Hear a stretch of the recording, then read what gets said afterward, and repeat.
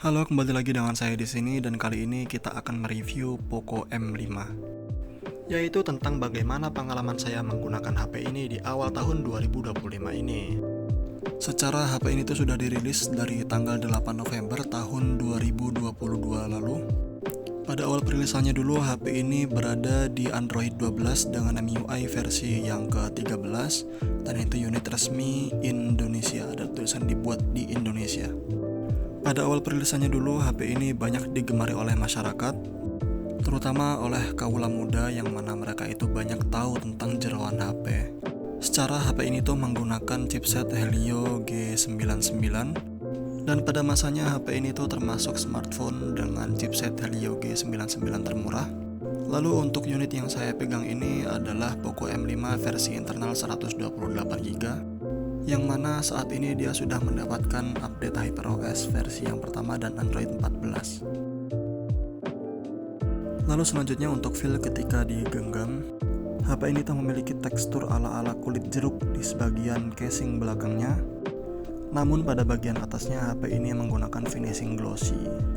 Jadi ini akan sangat ramah sekali dengan jiplakan sidik jari. Pada bagian framenya HP ini tuh menggunakan bahan plastik atau polikarbonat, dan unit yang saya pegang ini sudah banyak terdapat bekas korosi di sisi-sisinya.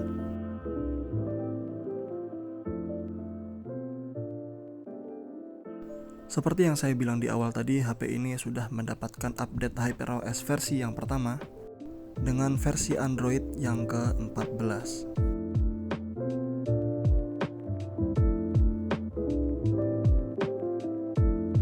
Kita lihat di sini dia memiliki banyak wallpaper yang ala-ala HyperOS.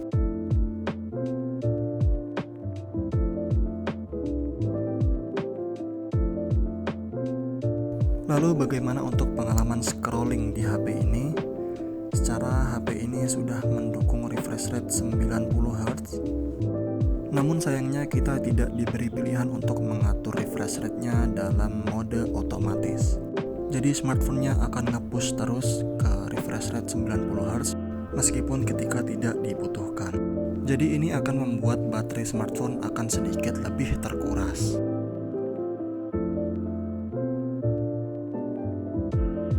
Dalam aplikasi YouTube, HP ini tetap bisa berjalan di refresh rate 90Hz. Terasa sekali kalau ini tidak sedang berada di refresh rate yang 60Hz karena scrolling tetap terasa mulus.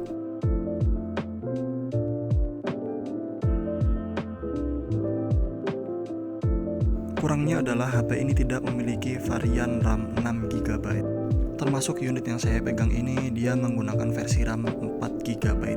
Jadi saya berusaha memaksimalkannya dengan fitur extended RAM, ya meskipun saya tahu ini fitur gimmick. Lalu untuk pengalaman bermain game, seperti biasa saya akan memainkan game Mobile Legends karena game ini adalah game yang paling banyak dimainkan di Indonesia. Jadi saya rasa ini akan relate dengan kebanyakan dari penonton.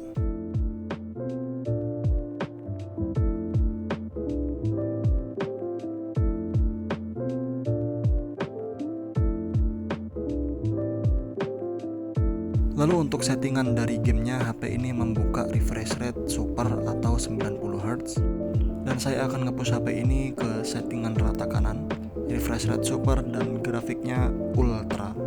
Seperti biasa kita akan menggunakan mode brawl agar kita tahu bagaimana performa HP ini ketika dipakai perang rame-rame atau war.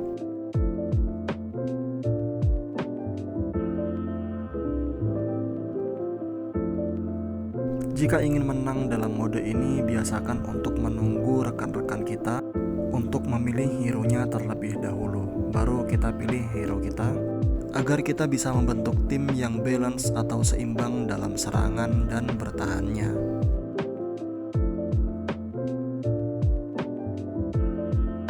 Dan karena saya sadar dalam mode ini biasanya lawan akan memilih hero yang jaraknya jauh, jadi saya akan memilih Lolita untuk mengcounter serangan-serangan mereka. Namun apesnya di sini ternyata lawan hanya satu yang menggunakan hero jarak jauh. Kembali ke review penggunaan HP-nya, HP ini sekarang berada pada posisi baterai 93% dan waktu menunjukkan pukul 9:41 agar kita bisa memantau penggunaan baterai untuk dipakai bermain game.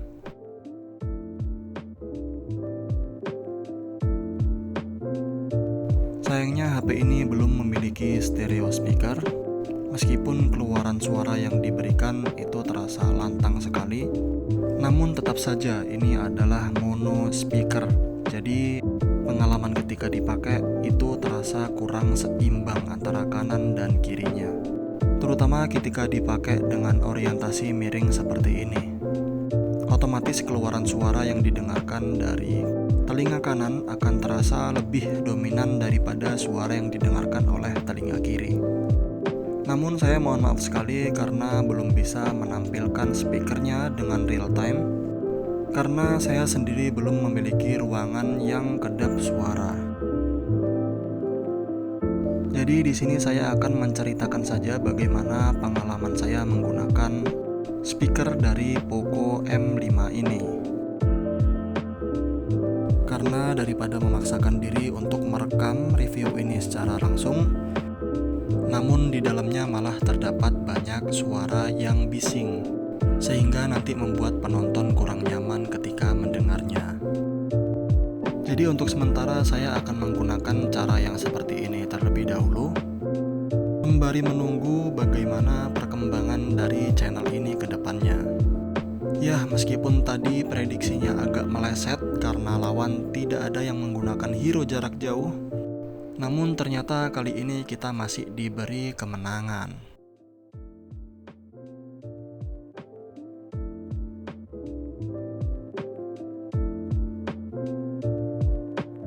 Lalu untuk mengetahui seberapa sedikit RAM 4GB itu pada perangkat ini, saya akan sedikit mencobanya untuk multitasking. Jadi setelah gamenya tadi saya minimize, saya akan membuka Facebook Lite. Dan apakah karena ini gamenya akan mengulang dari awal? Dan ternyata tidak. Lalu bagaimana jika kita membuka aplikasi YouTube? Yang mana tentu saja YouTube itu lebih memakan RAM daripada Facebook Lite.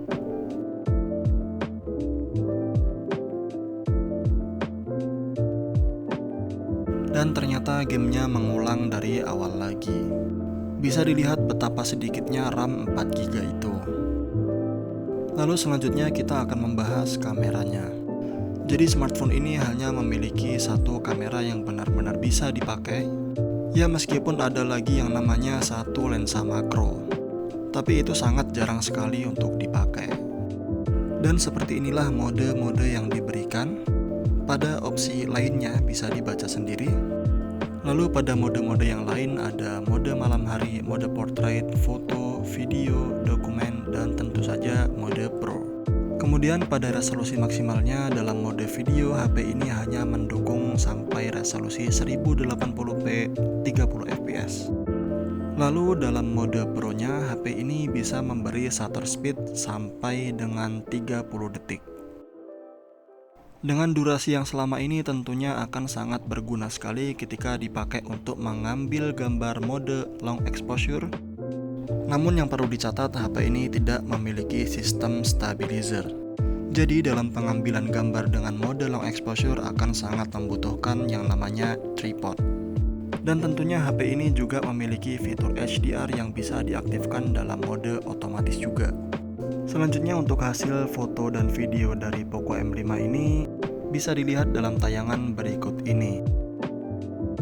Selanjutnya saya ingin berterima kasih kepada teman-teman semua yang sudah menonton video ini dari awal sampai akhir.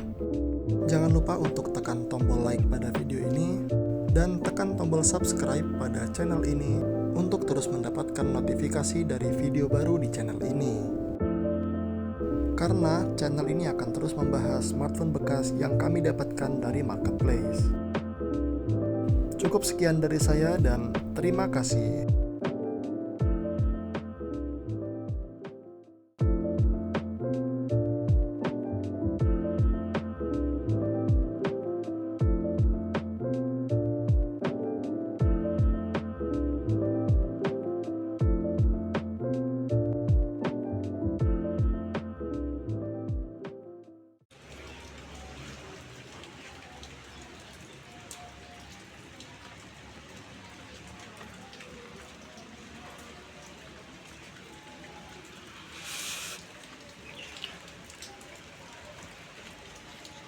Pada mati cabenya. Buahnya jadi kayak gini nih.